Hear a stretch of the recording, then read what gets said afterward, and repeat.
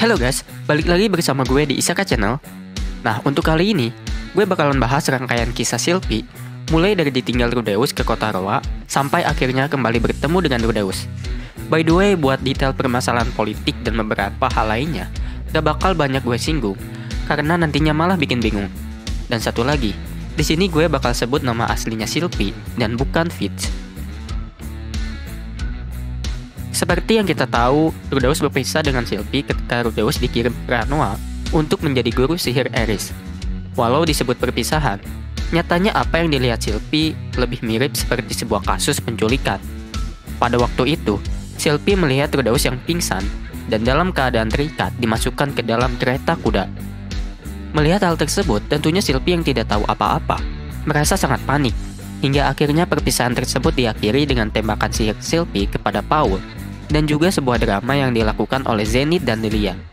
Setelah berpisah dengan Rudeus, tentunya Sylvie tidak serta-merta meratasi nasib. Sama seperti sebelumnya, Sylvie pun dengan giat terus melatih sihirnya.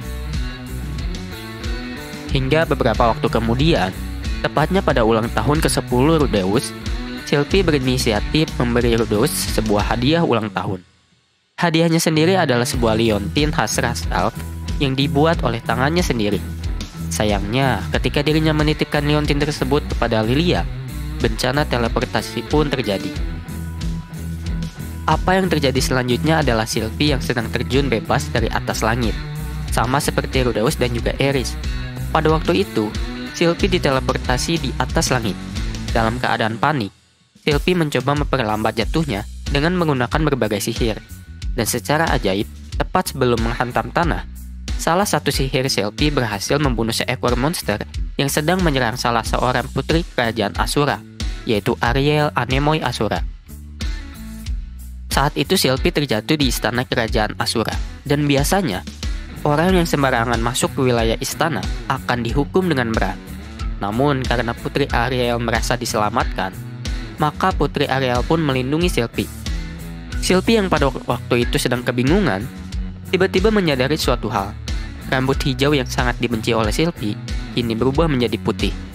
Rambut Sylvie sendiri diketahui berubah warna menjadi putih karena pada saat terjatuh, Sylvie mengerahkan seluruh sihirnya secara acak. Dan hal tersebut menyebabkan mana miliknya benar-benar tersedot habis sampai warna rambutnya memudar dan berubah menjadi putih. Singkat cerita, Sylvie akhirnya menjadi pengawal pribadi Ariel, setelah salah satu pengawal sebelumnya yang bernama Derry tewas pada insiden serangan monster waktu itu. Sylvie sendiri menjadi pengawal Ariel karena berada dalam dua kondisi. Pertama, Sylvie ingin berterima kasih karena telah diselamatkan dari tuduhan akibat diteleportasi ke dalam istana. Dan yang kedua, Ariel berjanji untuk mencari keluarga dan kenalan Sylvie yang hilang akibat bencana teleportasi. Karena berbagai alasan, identitas asli Sylvie sebagai pengawal Ariel harus disembunyikan. Sehingga mulai saat itu, Sylvie dipanggil dengan nama Fitz. Selain itu, Sylvie pun diberi kacamata hitam untuk menutupi wajahnya. Sebenarnya kacamata hitam tersebut bukanlah sembarang kacamata, melainkan sebuah kacamata yang mampu mengetahui apabila Ariel berada dalam masalah. Selain penampilannya, tentunya latar belakang Sylvie disamarkan. Sylvie selalu dirujuk pakai kata ganti dia laki-laki. Karena apa yang orang-orang tahu, Fitz itu anak laki-laki dan bukan perempuan. Oke, balik lagi ke cerita. Pada suatu saat, Ariel pernah berkata pada bangsawan lain bahwa Sylvie atau Fitz pernah berhubungan dengan keluarga Greyrat. Ariel berbohong dengan mengatakan bahwa Fitz pernah menjadi guru privat dari salah satu keluarga Greyrat, sehingga banyak orang berasumsi bahwa Fitz merupakan guru si putri gorila merah dari keluarga Boreas alias Eris. Selama bekerja sebagai pengawal, Sylvie bekerja bersama dengan seorang swordman playboy yang bernama Luke Notos Greyrat. Luke sendiri merupakan anak dari penguasa daerah Milbots, yaitu Philemon Notos Greyrat, yang mana berarti Luke merupakan sepupu Rudeus. Sehari-harinya Sylvie akan bangun pagi-pagi untuk bersiap-siap.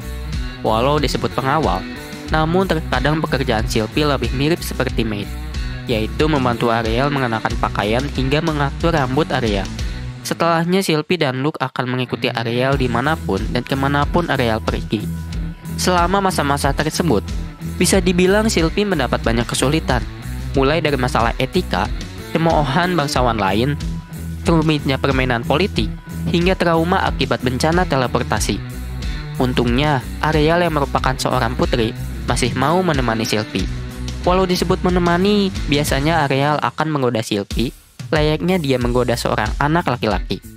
Ya, perlu kalian ketahui juga, kalau Ariel ini bukanlah seorang putri polos nan suci, layaknya putri di anime isekai lain, melainkan hanya seorang cewek mesum yang kebetulan terlahir sebagai seorang putri.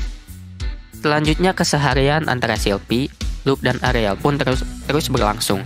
Selama itu, Sylvie dan Ariel seringkali saling bahu-membahu menghadapi masalah. Dan di sisi lain, Luke seringkali jadi tameng alias tumbal dari serangan yang ditujukan kepada Ariel, baik fisik maupun mental. Suatu saat, Ariel pun diserang oleh seorang pembunuh di kamarnya sendiri. Sylvie yang kebetulan tidur bersama Ariel berhasil mengalahkan pembunuh tersebut. Hanya saja, pada waktu itu Sylvie terkena racun yang membuatnya hampir saja mati.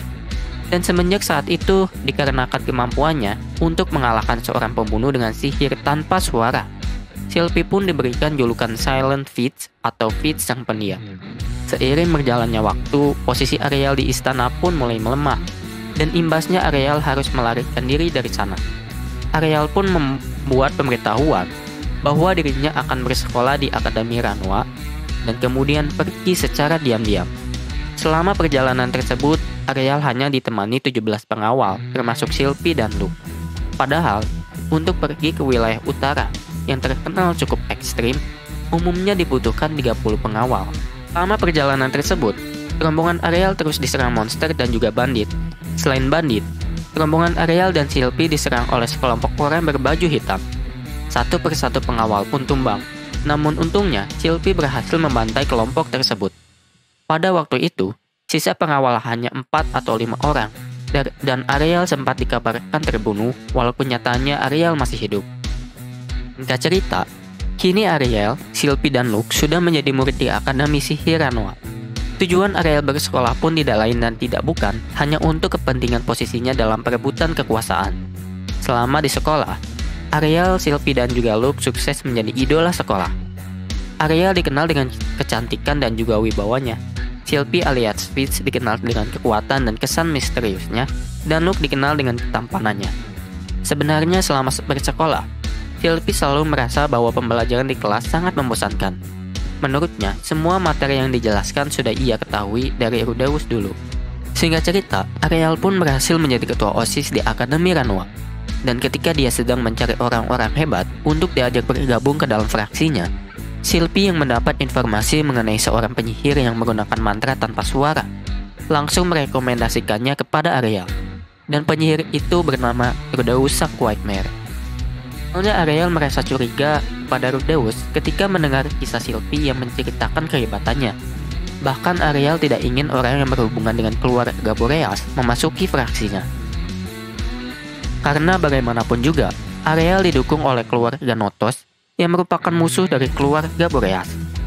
Tapi setidaknya, karena janji yang telah dibuatnya dahulu dengan Sylvie, Ariel pun memperbolehkan Rudeus bergabung ke dalam fraksinya, dan Sylvie juga boleh membuka identitasnya. Begitu Rudeus datang ke sekolah, penantian Sylvie akhirnya datang juga. Ketika Rudeus baru saja datang, Sylvie hampir saja berteriak kegirangan seperti di desa Buena dahulu. Selain rasa senang bisa bertemu kembali, Sylvie merasa bahagia ketika melihat Rudeus sudah tumbuh menjadi seorang pria keren yang impoten. Hanya saja kebahagiaannya tersebut langsung hilang ketika melihat Rudeus datang bersama Elinalis. Sylvie mengira bahwa Elinalis adalah istri Rudeus. Ketika Rudeus mendaftar ke sekolah, Sylvie dipanggil oleh Ginas untuk menjadi lawan bertarung Rudeus. Pada waktu itu Sylvie sempat tersentak karena Rudeus tidak mengenali dirinya. Bahkan Rudeus mengira bahwa Sylvie adalah lelaki. Begitu duel dimulai, Sylvie dibuat kaget oleh Rudeus ketika dirinya kalah akibat sihir pengganggu milik Rudeus. Setelah duel tersebut, Sylvie yang masih sedih hanya bisa menangis di kamarnya semalaman. Ariel yang mengetahui hal tersebut hanya berkata bahwa Sylvie boleh melakukan apapun semaunya.